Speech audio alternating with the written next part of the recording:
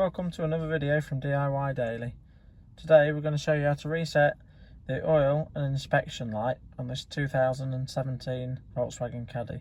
There's two separate procedures, one for the oil and one for the inspection. So to start with, I'll show you what we've got there. You can see it says oil and inspection.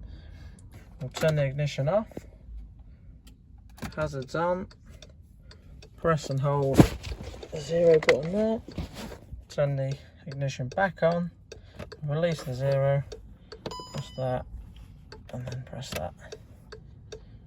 You can see the inspection's gone now, we're left with oil. I'm going to do a similar procedure again, but we're going to use the foot brake as well this time. We'll turn the ignition off, press and hold the foot brake, and this button there, then turn it back on.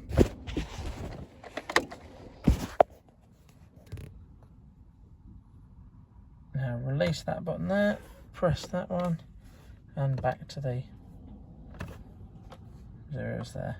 Now turn the ignition off, back on, and that's everything reset. Thanks for watching, guys, and see you next time.